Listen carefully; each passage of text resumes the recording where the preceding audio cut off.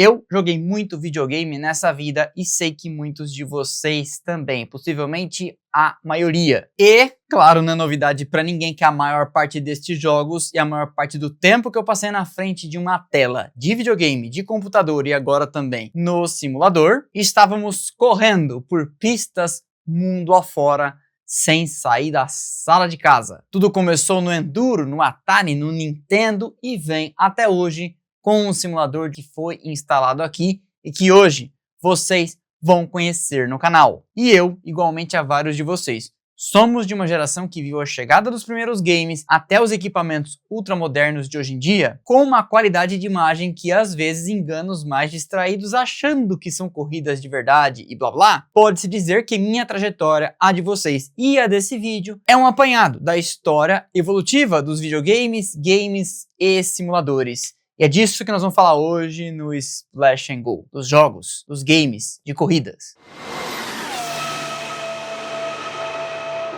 Eu tentei e acho que consegui seguir uma ordem cronológica nesse roteiro, até porque é mais fácil, e lembrando dos consoles, dos videogames que eu tive, dos computadores depois que vieram para minha casa. Quando eu morava com os meus pais, já na fase adulta, porque sim, trabalhando aqui em São Paulo um dia eu fui lá e comprei um PS3, era 2007, 2008, e nós vamos passar aqui predominantemente, é claro, pelos games que eu joguei, e você pode e deve, desde o começo, comentar e escrever aqui embaixo, daqueles que você prefere, daqueles que você também jogou. Outra coisa, sim, esta é uma regravação de um vídeo que foi feito lá em 2023 e ele vem agora por uma razão muito especial. Nós estamos estreando a partir da quinta-feira, antes do Grande Prêmio de Miami, um programa novo aqui no canal. Esse vídeo sai para vocês na terça, quarta, Pequenas Grandes Histórias, quinta estreará 11 horas da manhã, o programa novo, Pré-Start, contando da cidade, das instalações, do circuito, da pista em que a Fórmula 1 vai correr toda quinta-feira antes de Grande Prêmio. E a gente vai falar da cidade, da pista e também entrar no circuito com o advento do simulador cedido pela Pro Racing, uma empresa brasileira que faz equipamentos de última geração que não devem em nada, pode perguntar por aí, para as grandes fabricantes gringas. E eu tenho orgulho então de apresentá-los como parceiros do Splash and Go nessa temporada de 2026. Portanto, fique até o fim do vídeo para conhecer o simulador e os equipamentos que eles instalaram aqui para a gente produzir vídeos para vocês. E agora sim, prepare-se para embarcar numa deliciosa viagem no tempo, desde os tempos do Enduro, no Atari, ainda com aquele controle, vindo então até os dias de hoje. Foram milhares, possivelmente milhões de voltas dadas em circuitos mais ou menos sofisticados. 2D, 3D, ainda não 4D. Quem sabe a gente guarda isso para pista de verdade. E o primeiro deles... O primeiro contato que eu tive com um jogo de corrida e o primeiro contato que eu tive com um videogame foi também o primeiro de muitos da nossa audiência. O clássico, inescapável e insubstituível Enduro do Atari. Uma experiência bastante limitada que soava meio esquisita porque o carro tinha contornos de Fórmula 1, mas corria sempre em frente, nunca completava uma volta. E esse foi meu primeiro contato, mas admito que não joguei muito, eu não tive um Atari, acabei jogando na casa de vizinhos, de amigos, de colegas de escola. E para enfrentar esse jogo e seus variados níveis de dificuldade, com neblina, chuva e blá blá, você enfrentava então aquele joystick básico, rudimentar, desviando dos carros sem bater, e cada fase tinha uma quantidade X de adversários para você desviar, ultrapassar dentro de um tempo, com a visibilidade e as condições de dirigibilidade, com muitas aspas, mudando e ficando, claro, cada vez mais difícil. Depois, muito brevemente, eu experimentei no escritório dos meus tios um jogo na tela verde do PC, que provavelmente era um XPC ou um 286. Em alguma manhã de sábado que eu fui atazanar esses meus tios enquanto eles trabalhavam, acelerando por pistas do final dos anos 80 na Fórmula 1, e eu lembro que tinha Jacarepaguá, numa experiência evidentemente muito limitada com a tela verde, e o ronco do motor vinha daquele som de calculadora quebrada do PC. Não havia kit multimídia. Alguém explica para os jovens nos comentários o que é um kit multimídia. Eu joguei também os clássicos do arcade ou fliperama, Pole Position 1, Pole Position 2. E eles também tinham um formato de sempre seguir em frente, não completavam voltas e o objetivo era pé cravado no fundo e tentar não sair da pista. Tinha um tio meu que levava a gente de sábado. Punha lá, sei lá, R$ 50 de hoje em ficha, enchia a mão e deixava a gente entretido por mais de hora, torrando aquelas fichas, mas pelo menos não torrando a paciência dele. Hoje eu não saberia dizer quanto tempo aquilo levava, parecia para uma criança mais de hora, era provavelmente menos do que isso, mas bem mais do que minha mãe acharia saudável para uma criança no videogame. Na casa de alguns amigos e primos, eu também lembro de ter jogado um chamado Super Sprint. Posteriormente, já quando recebi o primeiro videogame, o NES, ou o Nintendo, que meu pai deu pra gente no Natal de 1991, eu acho. Eu tinha 8 anos, segunda série. Joguei este Super Sprint com que tive o primeiro contato ainda no Phantom System de um amigo meu. E já era possível jogar em dois, com a tela dividida. Era bastante complexo no começo adaptar a cabeça a uma visão com o circuito de cima. Mas depois que você se acostumava, ia bem. Havia dificuldades, óleo na pista, poças d'água e prêmios, igual na Fórmula E. Se você fizesse uma trajetória mais aberta, pegava lá um boost de potência, uma ferramentinha que ajudava a consertar o carro se já tivesse batido várias vezes. E lembro que mais ou menos nessa época, quando a gente vinha para São Paulo, no Shopping Eldorado, meu pai dava umas fichas pra gente num arcade, num fliperama, num, sei lá, simulador de última geração para a época, que eu achava muito high-tech. Esse aqui eu tive que descobrir o nome, porque vários que eu joguei em arcade, eu não lembro mais como que é, nunca tive em casa, então fica mais complexo. Seu nome é Winning Run, no original Grid Run. Era mais imersivo, a pista tinha até inclinação, ia depender do console, do arcade em que você tava, ele virava junto com você. Como eu falei, eu achava aquilo muito avançado. Aquilo para 1990, 1991 era o auge.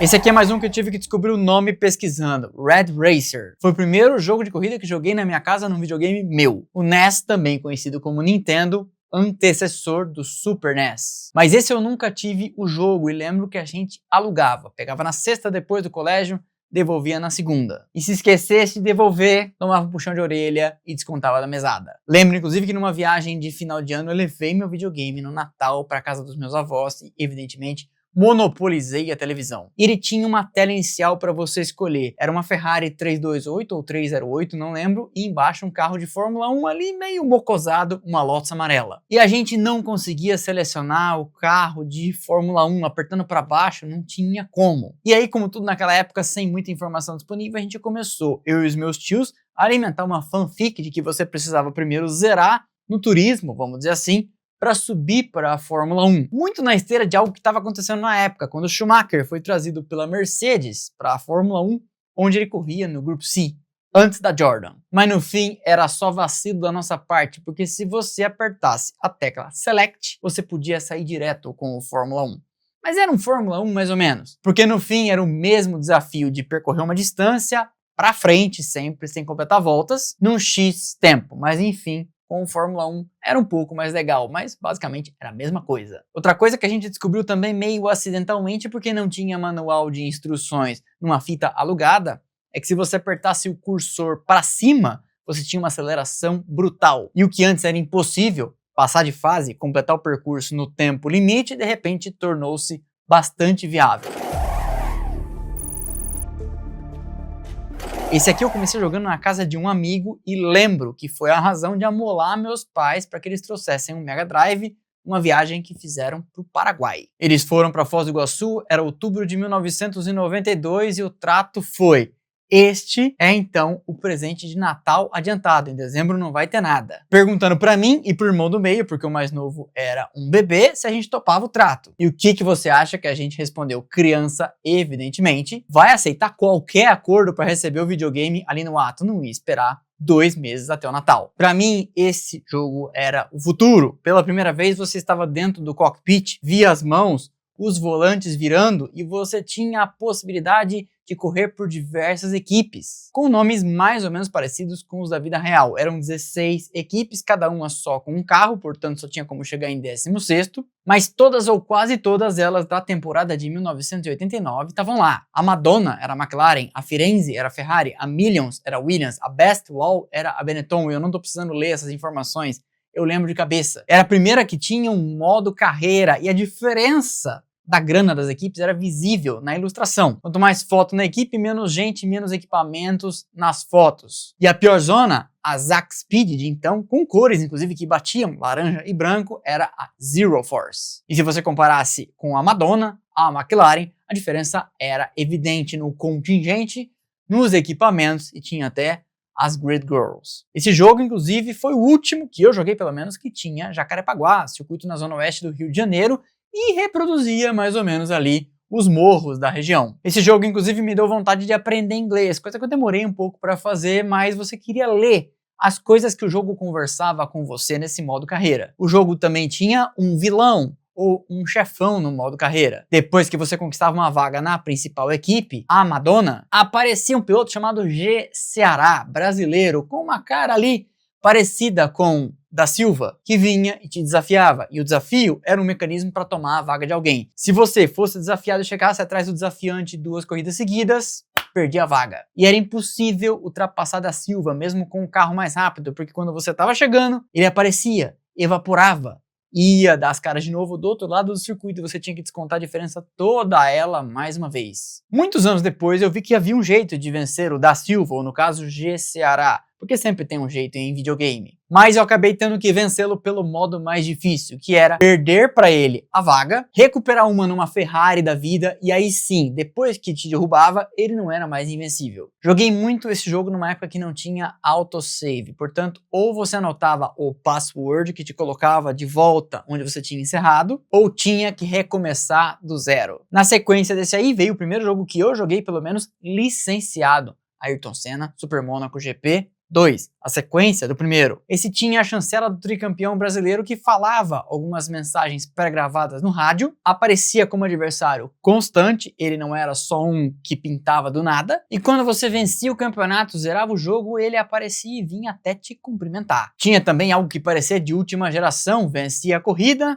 e um bracinho comemorava pra fora. Mais ou menos nessa época eu lembro que joguei também na Playland, ainda existe Playland? Era uma área dos shopping centers que a gente era louco pra visitar quando vinha pra São Paulo, cheia de games, de arcades, e em algumas também tinha boliche. Eu lembro de jogar um razoavelmente realista que tinha até labareda saindo dos escapamentos. Ou você pegava a Williams, ou pegava a McLaren, é claro. Que eu sempre pegava a McLaren. Esse, é claro, eu não joguei muito, porque ele ficava só nos arcades e tinha que pagar pra jogar. Ali por 1995 chegou um novo console na minha casa, o Super NES, e com ele você corria com Nigel Mansell nos mistos e ovais da Indy. Tinha reabastecimento, tinha até safety car, e eu vou te dizer, alguns safety cars eram longos. Embora ele não aparecesse, mas você sabia que estava ali sob bandeira amarela, e eu achava aquilo o auge do realismo. Mais ou menos naquela época, Mansell, pelo jeito, fez uma boa grana com o licenciamento, porque também surgiu o Mansell do Super NES. Eu lembro que uma amiga de colégio tinha, porque o pai dela jogava e ela não emprestou, mas aí posteriormente eu consegui experimentar alugando. Mas uma coisa divertida é que a menina anotava os tempos do pai dela e trazia pra mim, eu levava pra minha casa e, naturalmente, criança de 12 anos com todo o tempo do mundo, batia todos os tempos do tiozão. Eu nunca joguei um, só joguei o 2 no videogame, primeiro dos meus primos e depois em casa, com o Super NES. E era muito divertido porque tinha a tela dividida e você podia, inclusive acompanhando pela tela do outro, aproveitar para dar uma fechada, defender uma posição. Não era Fórmula 1, mas era muito legal e marcou minha primeira incursão, digamos assim, pelos carros de turismo. Quanto mais você vencia, mais dinheiro ganhava, podia comprar peças, motores, pneus, turbo, e ia com isso deixando quem estava jogando com você para trás. Era a época, eu me lembro, que tinha saído o filme Dias de Trovão, então a gente corria com o amarelo de Cold Trickle ou com o verde. E era legal demais poder jogar em dois, sempre juntava a gente, sempre dava discussão, sempre dava também choro. Eu lembro que um primo meu mais novo terminou uma corrida com um nitro sobrando e não viu, e obviamente todo mundo ficou quieto. E quando ele percebeu e todo mundo começou a rir, ficou muito puto da vida. Nesse jogo você dava voltas por um circuito, se eu não me engano eram 5 voltas, e o jogo era imenso. Eram trocentas pistas por trocentos países. Pra zerar era serviço para um dia inteiro.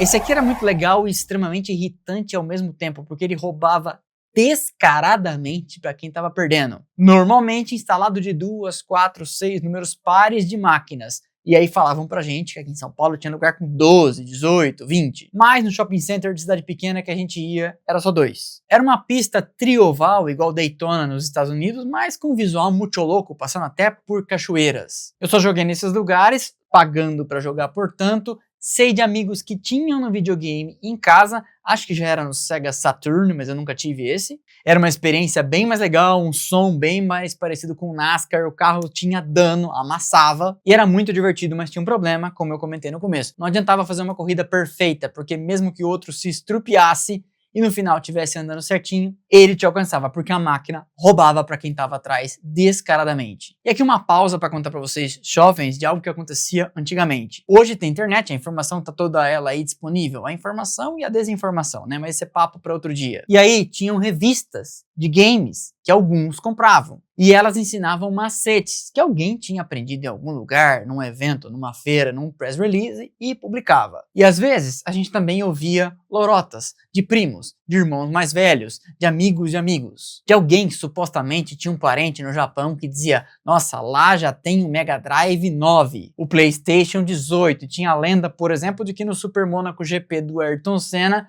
se você largasse na frente dele em Suzuka, já sabe o que ia acontecer. Tudo isso também para dizer que só fui acreditar que de fato havia o Daytona USA com 4, 6, 8, 10 máquinas depois que vi foto na internet, porque até ali para mim era tudo lenda urbana.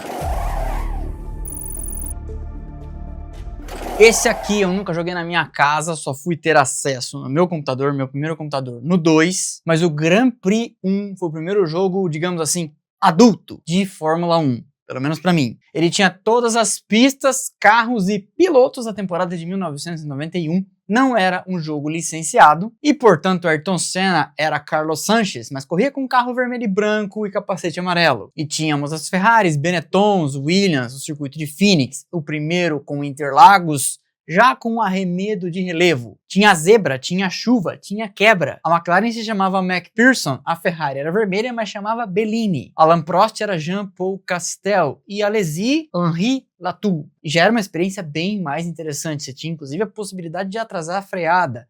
Eu joguei todas as voltas que completei nesse jogo no tecladão, mas ainda assim era bem divertido. E tinha um modo de jogar em 2 bastante curioso. Você podia, numa tela só, com apenas um no comando, dividir a corrida. Eu pilotava 10 voltas e passava para você, cada um com seu carro, e o computador assumia enquanto eu não estivesse jogando. Era interessante, mas também era engraçado porque às vezes você descobria que tinha abandonado a corrida, porque só aparecia lá a informação. E uma coisa que a gente fazia era já mudar o nome de todos os pilotos e de todas as equipes para o real, o que dava um trabalho desgraçado, para deixar salvo e então fazer a temporada. Esse permitia salvar, então a gente fazia uma corrida por dia na casa dos amigos. Só que havia um problema, porque se você escolhesse Carlos Sainz, Ayrton Senna, a máquina ia conduzir para você como Carlos Sainz, ou como Ayrton Senna. E se eu escolhesse Nico de Napoli, também conhecido como Andrea de Cesaris, com a Dallara, eu teria, enquanto não estivesse no comando, a confiabilidade de uma Dallara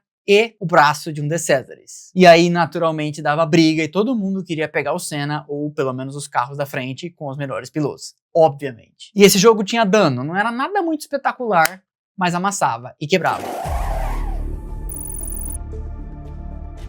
Esse aqui eu não joguei muito porque na época em que ele esteve na minha vida, vamos dizer assim, eu não tinha computador, quem tinham eram os amigos. Era um jogo basicamente com as 500 milhas de Indianápolis e a possibilidade de escolher carros e motores. Acho que era Lola, Penske e Reynard, e os motores Buick, Cosworth e Chevrolet. E o Penske era amarelo, remetendo ao magnífico carro de Rick Mears no final dos anos 80. A fabricante era a Papyrus, que depois ficaria famosa já como licenciado IndyCar Racing 1 e IndyCar Racing 2. O 2 eu tive, a gente já fala dele. E essa mesma Papyrus desenvolveu os jogos da NASCAR, que eu não tive, mas enfim, vamos mencionar. Ele era tosco, mas tinha danos. Inclusive, esses dias atrás postei nos stories os pilotos atuais da Indy jogando ele. E eles tiveram o cuidado de observar o esquema de classificação das 500 milhas, em que você sai dá várias voltas, acho que 3, contando, e marca uma média horária que te coloca no grid. Era possível escolher corridas de 10, 20, 30, 60 até 200 voltas.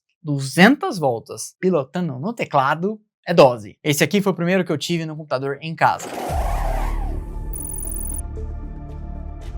Dessa vez, já como jogo licenciado, Grand Prix 2 era para tratar da temporada de 94 e sair em 95, mas acabou tendo um lançamento atrasado e chegando para mim e para o mundo no Natal de 96. Porque quando o jogo estava praticamente pronto, veio Imola, 1994, e eles tiveram que remover todas as referências e Ayrton Senna do jogo. Portanto, ao lado de Senna na Williams aparecia David Coulthard com o seu característico capacete da bandeira da Escócia. Joguei muito mesmo, e esse foi o primeiro que eu joguei com o joystick. Não era exatamente um volante, era um manche de avião improvisado, tanto que ele tinha até um horizonte artificial aqui no meio, mas enfim, era o que dava. Tinha danos, tinha quebras, os carros pegavam fogo, soltavam fumaça, e esse foi o primeiro jogo que eu comecei a mexer no acerto, porque tinha um baita de um manual, você aprendia, eu comecei a fazer experimentos ali, tira a asa, bota a asa, encurta uma relação de marcha, endurece, amolece suspensão. Provavelmente dessa lista, pelo menos até hoje, é o que eu mais joguei.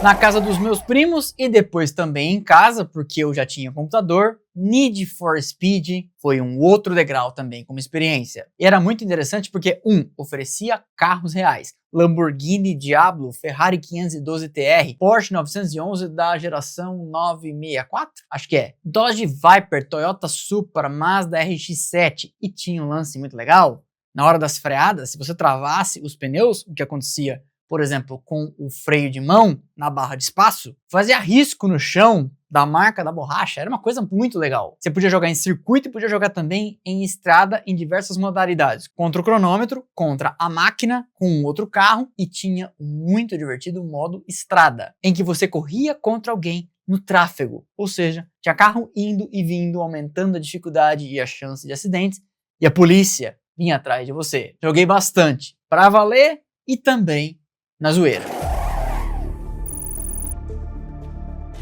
Daí um tempo na casa do meu amigo Arthur tive contato com o Fórmula 1 1997 num videogame novo para mim, o PlayStation. Eu nunca nem tinha visto um PlayStation e achei bem interessante porque este jogo tinha licenciamento de quase todo mundo, menos Jacques Villeneuve, que era chamado de Williams #1, mas indiretamente era o canadense, e tinha a narração do lendário Murray Walker, cara que foi a voz da Fórmula 1 para a TV inglesa durante décadas. Here is Michael Schumacher, the gap between them as they go over the line. Não tinha modo carreira, se escolhia a equipe por onde ia correr, tinha dificuldades variadas, mas era minimamente imersivo, já que oferecia ali o que dava para fazer de realismo naquela época com circuitos e carros. Tinha quebra, tinha danos, tinha um modo corrida rápida, só time trial e também dava para fazer o campeonato. E como estávamos na temporada de 1997, eu jogava, quando não com a Stewart de Barrichello, com a Jordan amarela de Giancarlo Fisichella, coisa mais linda. Muito também porque 1997 foi meu primeiro ano na Fórmula 1 de verdade, pessoalmente. Então foram os primeiros carros que eu vi de perto. Só que o que vinha bem, de repente ficou ruim, porque o Fórmula 1 1998 foi uma decepção. Não dava pra jogar. E continuaria ruim, porque eu lembro que o Fórmula 1 2000 era muito chato. Joguei na casa do meu primo Pedro. Cheguei até em casa numa época que as pessoas tinham games piratas no PlayStation, mas acabei não gostando muito.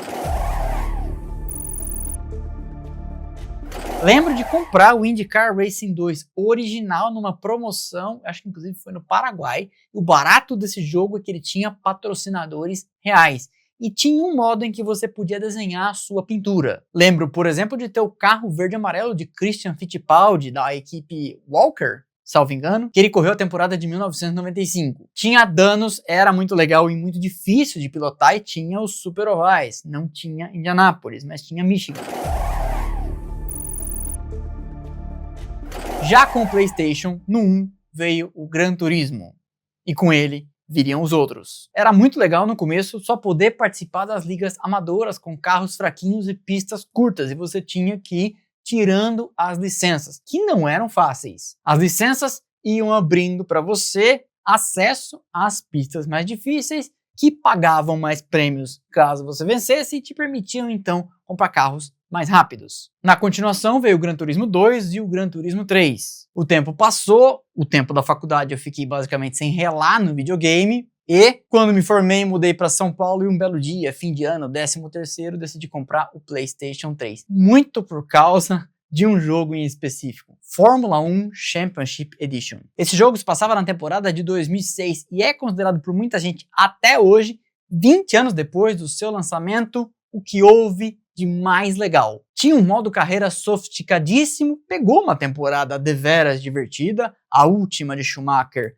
disputando um campeonato contra Alonso na Renault. Era difícil, mas possível se você praticasse. E eu lembro que uma das minhas manias era jogar com 100% da distância, o que fazia com que a empreitada de jogar um grande prêmio fosse um trabalho ali para 2 horas, além do tempo de classificar, acertar o carro nos treinos livres e blá blá. O modo carreira durava 5 anos e começava colocando você na posição de piloto de testes por uma das 3 piores equipes. Ou era da MF1, a Midland, ou era da Toro Rosso ou da Super Aguri. E você precisava suar a camisa marcando tempos, batendo os titulares para virar no meio do ano alguém que colocasse o carro no grid. Mas era muito legal. Depois disso, apareceu já com o PlayStation 3 o lançamento em 2010 do Gran Turismo 5, que era tão aguardado que saiu de graça. Já na internet você não precisava comprar o CD, o Prologue. Lembra? Era uma espécie de aperitivo do jogo. E era muito legal. Esse com o meu irmão, joguei muito em casa depois do trabalho.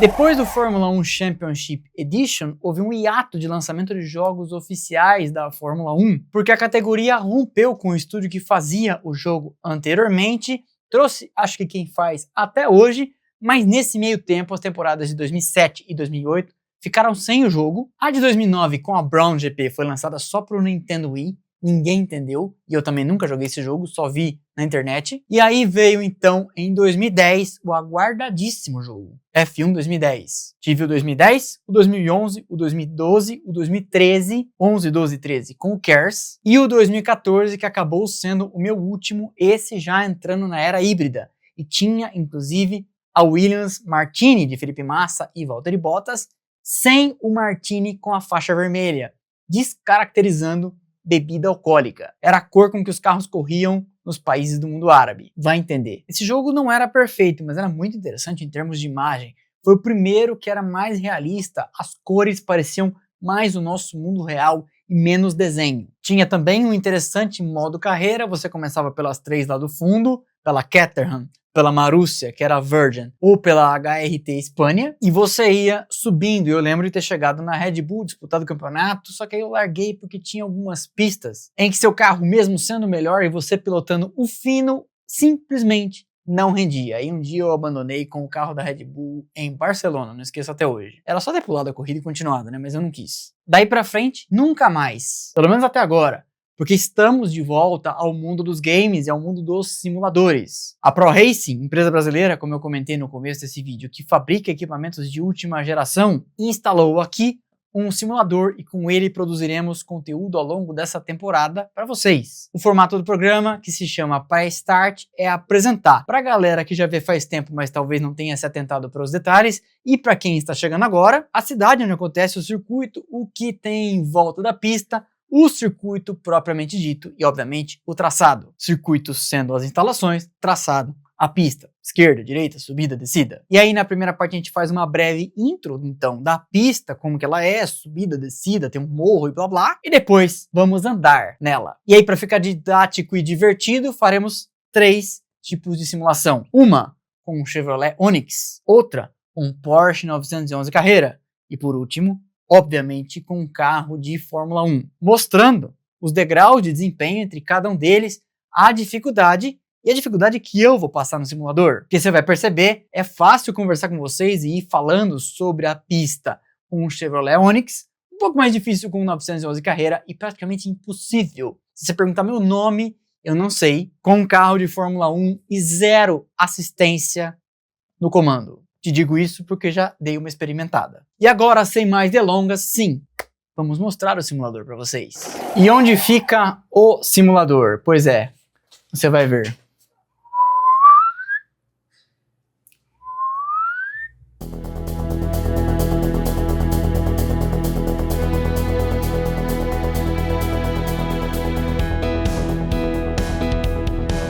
Pois bem, aqui está o simulador. 3 telas, como vocês podem ver, volante com todas as informações e uma série de botões customizáveis. Posso colocar para abrir o DRS, mudar o balanço de freio, etc. Force feedback, tem que treinar. Inclusive mudei meu treino na academia por causa dos esforços, especialmente quanto mais rápido os carros, mais força tem que fazer. E os pedais, lá embaixo eu vou mostrar para vocês nos detalhes também. Precisa de muita força no pedal do freio especificamente, num carro como o de Fórmula 1. Banco de competição, evidentemente, tudo a Pro Racing montou aqui dentro do meu estúdio para fazer conteúdo com vocês nesse ano de 2026. E como será? 11 horas da manhã das quintas-feiras, vamos ao ar com um vídeo contando a história para vocês do circuito, das instalações, mostrando o traçado, contando da cidade. É uma homenagem ao programa que o Reginaldo Leme fez durante muitos anos na Rede Globo, chamado Sinal Verde. E o nome eu atualizei para Pré-Start, por causa daquele procedimento antes da largada com as luzes azuis, já que hoje em dia não temos sinal verde. E aí a gente conta da cidade, conta da pista e vamos para dentro do circuito, com 3 carros, para mostrar os degraus de desempenho. Primeiro, um Chevrolet Onix, depois um Porsche 911 e por fim um carro de Fórmula 1. Os 3, inclusive, com a pintura do Splash and Go. Aqui dentro teremos câmera virada de frente, uma aqui virada no ombro, essa aí e uma mostrando o trabalho dos pedais. Além, é claro, de uma extração aqui do feed principal do simulador, mostrando para vocês o que eu estarei vendo em primeira pessoa dentro do cockpit. Ficou bonito, não ficou? E como falamos muito nesse vídeo de simuladores, a plataforma que utilizaremos é o Assetto Corsa. Há vários, ao automobilista, o iRacing, o Forza, o Gran Turismo, mas para o que a gente se propõe a fazer aqui vai funcionar o Assetto Corsa porque há pistas, todas que a gente quiser, conseguimos customizar a pintura e conseguimos colocar o Onix no circuito de Miami, por exemplo, onde estrearemos o nosso programa Pré-Start. Tive que fazer uma pesquisa longa para saber qual seria o simulador que funcionaria, testar e, evidentemente, treinar também. Tá sendo muito legal, tô aprendendo muita coisa e acho que faremos um programa divertido, inovando na nossa grade de programação com vocês. Então você já sabe, quinta-feira, pré-grandes prêmios ao longo dessa temporada de 2026, vai ao ar 11 horas da manhã, o Pré-Start. E não se preocupe, eu não estou substituindo o vídeo de notícias do Media Day, que vem sempre no final da tarde das quintas-feiras. Esse vídeo vai continuar acontecendo. É um programa adicional. Gostaram? Pois é, espero que seja um programa divertido, como todo programa, primeira vez, a gente vai se acertando no caminho, igual o seriado, que primeiro ou segundo episódio não tá bom, mas depois fica bom. O objetivo é levar sempre informação, opinião, e um pouco de entretenimento e diversão também, como sempre. Esse foi então mais um episódio do Splash and Go. Espero que vocês tenham gostado. Deixe o like, que é de graça, não custa nada. Ajuda demais o canal, que abraça pra mim, que abraça pra nós. E eu vejo vocês aqui nos próximos vídeos e nas nossas redes sociais. Instagram, Twitter, Threads e TikTok, onde tem conteúdo o tempo todo. Estão passando aqui os arrobas e o link está lá embaixo na descrição. Para não perder nada do que fazemos por aqui, temos canais de notificação. Instagram, Telegram e WhatsApp. Link lá embaixo também. Você entra e passa a receber um recadinho automático no instante em que eu publico cada um dos conteúdos. Vejo vocês nas redes sociais, vejo vocês aqui nos próximos vídeos e quinta-feira na estreia de Pré-Start. Valeu e aquele abraço!